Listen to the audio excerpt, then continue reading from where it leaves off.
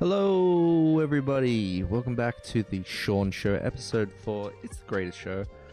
Real quick one tonight. All we have to do is go over last week's simulations, last week's bets, last week's against the spread, and get into this week's stuff. Alright, so let's check the agenda. It's basically what I've said. Week 1 sim results, Week 2 sim prediction, Week 2 against the spread picks, and then our Week 3 bets. So let's get the show on the road. Now, we had a great night. We had a great week last week. The sim went 10-6. Obviously picking the Eagles, then Tampa Bay Bucks. Picking the Jags, Raiders, Cardinals, Steelers, Broncos, Niners, Green Bay. They all won their games. A couple of close ones. Bengals almost lost their game. That could have been a nice flip over there. Dolphins got absolutely destroyed. The Giants also did not do well. I think the Texans lost a close one, if I remember correctly. I'm just going to quickly check that up. Now, the Baltimore Ravens lost by 1 point in an absolute heartbreaker. That is unfortunate, but it was an amazing game to watch. Going right down to the end of the game, it was absolute banger. Questionable call on a fourth down to keep a driver alive and keep the lead for the Bengals in the fourth quarter, but apparently Lamar Jackson had some cramps, in inverted commas. So yeah, maybe he needs to do something about that.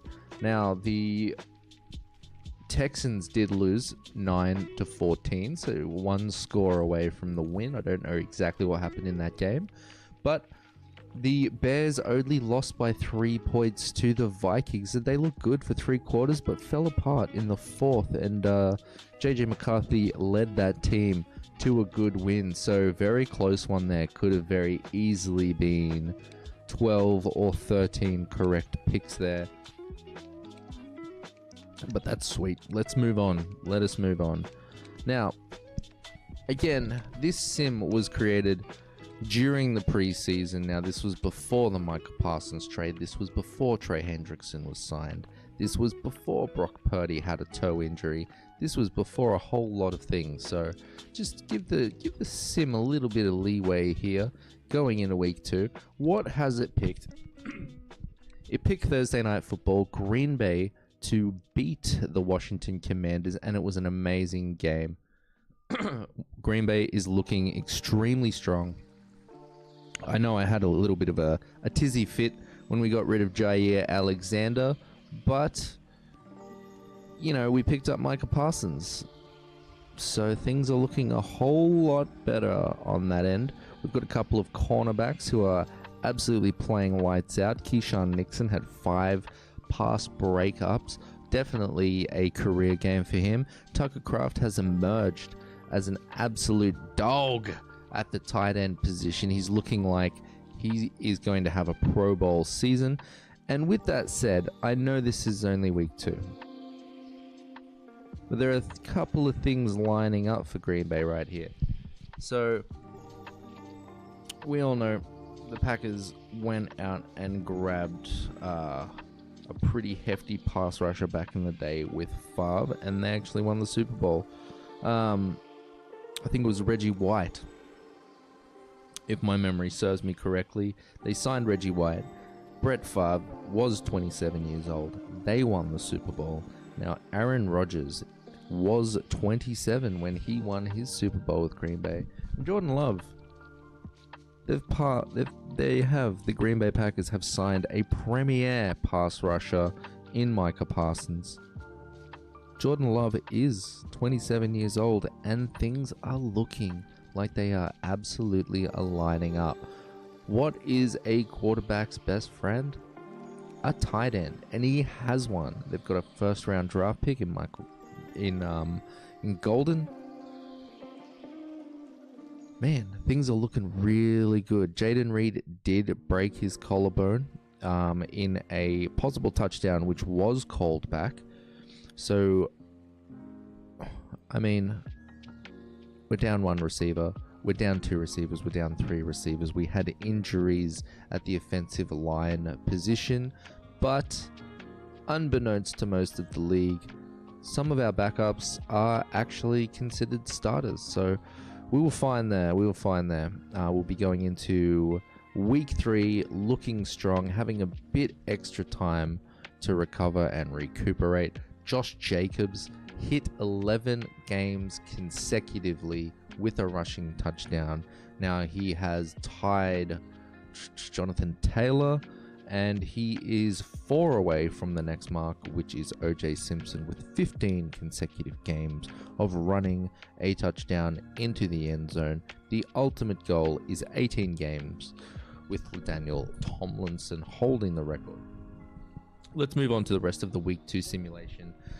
This says the week 2 sim says that the Browns will beat the Baltimore Ravens in a tough divisional matchup. Jags will take out the Bengals. Dallas is going to absolutely destroy New York Giants. They really need to make a change at the quarterback position. I know they signed Russell Wilson, but it is probably not going to work out for them. I would give them another couple of games before they make that possible change there. Next up, the sim says that the Detroit Lions are going to follow their previous couple of seasons on a dominating run, and they will take out their division rivals, the Bears. That one is questionable. The sim says the Dolphins would have figured shit out this season. They have not. I don't think this is a good pick here by the sim. Next up, we got the Niners taking on the New Orleans Saints. You know how I feel about this Saints team. I think they're only going to win 2 games this season, or at least that's what the sim thinks. And if they don't make a change at the quarterback, it is likely going to end up that way. San Fran takes this game. Brock Purdy is out with a toe. George Kittle is out with a hamstring. But New Orleans Saints cannot handle this San Francisco defense. And guess what? Back in the draft where the San Francisco 49ers picked up Brock Purdy, they actually traded up to try and get Mac Jones. They couldn't get him, and guess what? Mac Jones is starting for San Fran and Kyle Shanahan. So let's see how this goes. I do believe I have a passing touchdown bet on Mac Jones. Next up, we've got the simulation says that the Jets would beat the Bills. This is a possibility. It is in the Factory of Sadness, and yes, it was a Factory of Sadness last week, but the Jets did only lose by 2 points to the Steelers. That actually ruined my against the spread pick last week, but I believe it was 2.5 points I had the Steelers at. So yeah, we'll see those results in a moment. Either way, the Jets could do this. Sim could be right here. Sim could definitely be right. Next up, the sim says that the Steelers will beat the Seahawks. I kind of agree with that. LA to take out Tennessee. I agree with that. The Cardinals to dominate the Panthers. I agree with that. This one says that the Broncos are going to take out the Indianapolis Colts. I'm not so sure about that. I'm not 100% sure about that. Danny Dimes is a bit of a beast. He is a bit of a beast. And Broncos last week, they did only beat the... Who did they beat? The Denver friggin' Broncos. With Bo Nix. They only beat the Titans 20-12. So not a convincing win. Cam Ward being a rookie quarterback, Broncos having a really good defense. I thought that spread would be much larger. Guess not. Next, it says that the Philadelphia Eagles will beat the Kansas City Chiefs again in a Super Bowl rematch. It has the Minnesota Vikings taking out the Atlanta Falcons at home, Tampa Bay beating the Houstons, and also the Chargers beating the Raiders in Monday Night Football. So 11-6 current season pick rate is 64-7. So let's move on to our against the spread picks for this week. Green Bay did cover. I did not pick against the spread on that game, but let's just say I would have gone with Green Bay. Next, we have the Browns and the Ravens. Ravens getting 11.5 at home. I have picked the Browns here. 11.5 points is a lot of points for a divisional game. Now, the Browns only did lose 16-17 to the Bengals, and we know the Bengals can put up points. So if the Browns can get themselves into the end zone, I do believe they had some pretty nice offensive stats last week. 290 passing yards for Joe Flacco, 31 of 45, 1 TD and 2 ints. Not a whole lot of rushing being done in that game for the Browns, but if somebody's going to take a bunch of points, it's probably going to be this Baltimore Ravens team. So 11.5 points, I'm going with the Browns there. Next, we've got the Bengals getting 3.5 at home. I've picked the Jags here, 3.5 points. I think the Jags are on an upward trajectory, and I do believe the Bengals will have some slight struggles in this one, and particularly at the start of the season as well. Next up, we've got Cowboys getting 5.5 at home.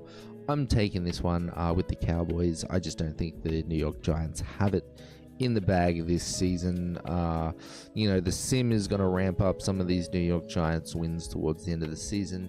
Hopefully that pans out. Maybe they make a change of quarterback. Like I mentioned earlier, that would be really nice to see the Giants do well. Next up, we have the Lions at home getting 6.5 to division rival the Bears. I'm taking the Bears in this one. 6.5 points is a lot. Again, if this Bears team and Ben Johnson with Caleb Williams can really put together a full game, 24-27 against the Vikings, I think they can put up more points with another quarter there. Possibly 2 touchdowns, which would have put them on 36. So let's see this Bears team really pick up steam while this Lions team is getting their gears back into shape after losing their offensive coordinator and their defensive coordinator in the offseason to the Jets and the Bears. I do think they're going to be a strong team towards the end of the season. It's just they need to get it figured out, and that's going to take a little bit of time. So I'm taking the Bears here, as I said before. Next up, we have the Patriots and the Dolphins. The Dolphins getting 1.5 points at home. Vrabel is way too smart to fall for this Miami Dolphins bullshit. They just this team has not evolved in 3 years, and everybody's figured them out. They can't do anything on offense. It might be time for a coaching change. It might be time for a GM change. It might be time to, I don't know, maybe just strip that whole thing and try to rebuild again. Unfortunate outcome here, possibly for the Miami Dolphins with such a talented roster. I'm picking the Patriots here, 1.5 points. I think they win the game, actually. Next up, we've got the San Francisco 49ers getting 3.5 at home.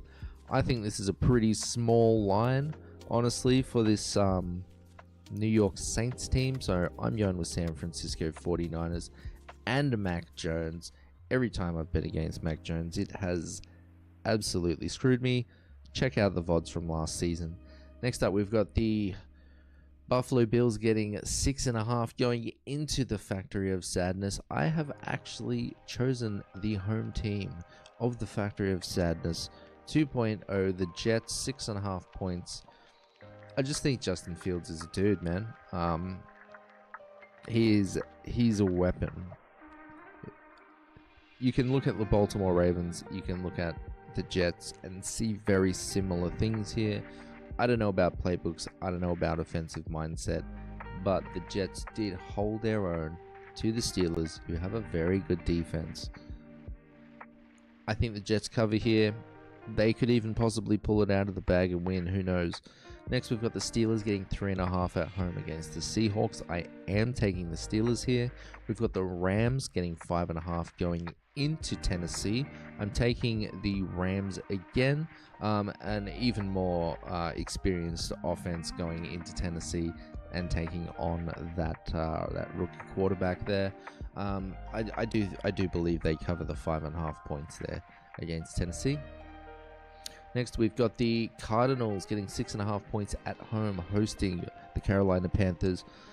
Carolina Panthers are currently a shit show, and they have been for the last X amount of seasons. You know, when they lost Cam Newton, that's when things really started to go on a downturn. Definitely losing Ron Rivera, that was also probably a big catalyst of it. They just haven't had a lot of success down there, and I've got the Cardinals taking 6.5 points or more in this game. They are a very high power offense, and Kyler Murray had some very nice stats, probably being a lot smarter with the football these days, and the guy's a weapon. The guy is an absolute weapon. If he can lock in, that team can be great. Next up, we have the Broncos getting 1.5 going into Indianapolis. Now, this is probably a line relating to last season performance of these two teams. I think this is a very good line for the Colts. I'm taking the Colts at plus 1.5 here. They could possibly win that game. Next, we've got the Eagles getting 1.5 going into Kansas City. I'm picking the Eagles here. The Chiefs last week, they didn't look very good. They don't feel like a very good team, but again, last season they didn't seem like a great team, but they were figuring out ways to win. I'm going with the Eagles here. They're just a tougher team. Overall, they're a tougher team. Now, the Eagles didn't have the best outing last week against the Cowboys. It is a divisional game. They won 24-20. Here's the thing. They really didn't need to throw the ball. A.J. Brown was not a factor in the game. And if they need to use him, he's going to be a huge factor. Dallas Goedert caught some pretty good catches. I think he hit like 44 yards or something like that. I just think the Philadelphia Eagles, they're going to try to replicate what they did in the Super Bowl and put a lot of pressure on Mahomes fast. And yeah, I'm going the Eagles here. Not much more to say about that. Next, we have the Minnesota Vikings on Sunday Night Football hosting the Atlanta Falcons. They are getting 3.5 points at home in this one. Now, the Falcons last week, they did lose to the Bucs. The Bucs are a very good team. It was 23-20 in Tampa Bay. So this is the second road game for the Atlanta Falcons this season. Now, a little thing about this game, the Bucs are a very good team. Michael Penix Jr. had 298 passing yards and 1 touchdown. Now, Bijan Robinson did only have 24 yards off 12 carries, and Tyler Algier had 24 yards off 10 carries. So, a very good rushing defense for the Tampa Bay Buccaneers. Bijan Robinson is an absolute weapon. Michael Penix getting 298 passing yards is very, very encouraging here. And on the receiving side, Kyle Pitts picked up 59 yards, Drake London picked up 55, and Bijan Robinson hit a hundo himself with a receiving TD. Michael Penix ran one in himself. I think the Falcons could possibly win this game. I do have them picked at 3.5, plus 3.5, sorry. And I do think they can win this game.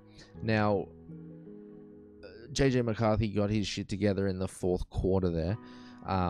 And it is against a division rival, which is a big game. But this is Sunday Night Football, where the lights are the brightest. Let's see if he can roll that mojo through. I think the Falcons are due for an uptick.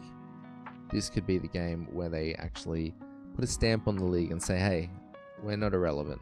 All right, we're here to play. We got 2 games on Monday. We've got the Tampa Bay Buccaneers going into Houston, getting 2.5 points at home there. I've got Tampa Bay here. Now, Houston did lose this last week. Who did they lose to? Let me figure that out really quick. They lost to the Rams 14-9. I think they may have some offensive line struggles this season. They did lose Laramie Tunsil in the offseason to a different team. I think the Bucs here have this one. I'm taking them plus 2.5. I think they can win this game fairly easily. Next, we have on Monday Night Football, the final game of the week. We've got the Chargers rolling in to Las Vegas to take on the Raiders. Chargers getting 3.5 points after their big win against Kansas City in week 1. Divisional rival, and again, another divisional rival this week. Now, the Raiders last week, they did win their game against New England, I believe it was. I'm just double checking that one. Yeah, it was New England. It was only a 20-13 showing out. Now, having said that, only putting up 20 points on the Patriots defense. Geno Smith had 362 yards. Brock Bowers received five grabs, 103 yards. Ashton Genty picked up a touchdown on the ground. The stats are there. They obviously didn't finish a few times. Now, the Raiders have been known to, even when they were a shit show, they have been known to make trouble for their divisional rivals. I think this is going to be same. A very similar outcome. I'm going with the Raiders plus 3.5 here. Now, last week's record for my against the spread picks were 9-5, and on the season we currently are 9-5. So we are in a positive record. We are going to be moving more in a positive record as the season goes on. Now, the last thing for today's show is our week 2 bets. So let's get on to that really quickly. We almost picked up our bet last week. I do believe the Steelers may have screwed the pooch for us. We took them at 2.5. Should have taken them at 1.5. They did ruin our 5-game parlay. I do believe our $1 million parlay did not do so great. But we'll try again this week. So this week's 5-game parlay, I've got the Los Angeles Rams getting 5.5 at home. I've got the Pittsburgh Steelers getting 2.5 points. I've got the Arizona Cardinals minus 6.5. I've got the New England Patriots money line here. And then to round off our 5-game parlay, I've got the Bills versus the Jets total game points to be over 47.5. You know, it only needs to get to 25, 23 or something like that, and we're good to go. We're good to go. I do believe this game hits over 47.5 points. Next, our $1 million parlay. If you're new to the show, guess what? I want to be a millionaire, and so do you. We want to do it the easy way. This parlay is around 100,000 odds, so you just need to whack it on there, put $10 on, watch the games on Sunday, and boom, we're a millionaire. It's that easy. This week, our bets. Derrick Henry to pick up 2 touchdowns. David Montgomery to pick up a touchdown. Daniel Jones, Bo Nix, Josh Allen, and Justin Fields each to get their own touchdowns. That is a rush. That is not a passing touchdown. I've got Matthew Stafford to get 1.5 plus passing touchdowns, so he needs to get 2. Mac Jones also needs to get 2 passing touchdowns. Dak Prescott, big showing out against the Giants. I need him to get 3 passing touchdowns at least. Joe Burrows also needs to have a big game and get 3 passing touchdowns. And Aaron Rodgers doesn't need to outdo himself last week. He got 4 passing touchdowns last week. All we're asking this week, we're asking 3 from him. If you like the parlay, pick it up. If there's a certain line in there you don't like, kick it out. You won't become a millionaire, but you get pretty damn close. Now, guys, that was the Sean Show. I'm not going to go over why I've picked these players for the parlay. Just trust me. Just trust me. Just trust me, yo. Anyway, that was the Sean Show, episode 4. I really do appreciate you guys tuning in or watching the VOD, whatever you're doing. Means a lot. Show's going to keep going throughout this season. Show's going to be shorter, just like this one. It's going to be punchy. Hopefully we can get into some NFL storylines, but again, I am a full-time jobber. But that's no excuse. Need to get on the graphics team to pick up these graphics because they're not giving me so much. Anyway, guys, that was the Shaun Show, episode 4, season 2. That's right. I'll catch you guys in a few days or next week. Enjoy the football. Enjoy it. I will. Peace out. See you soon.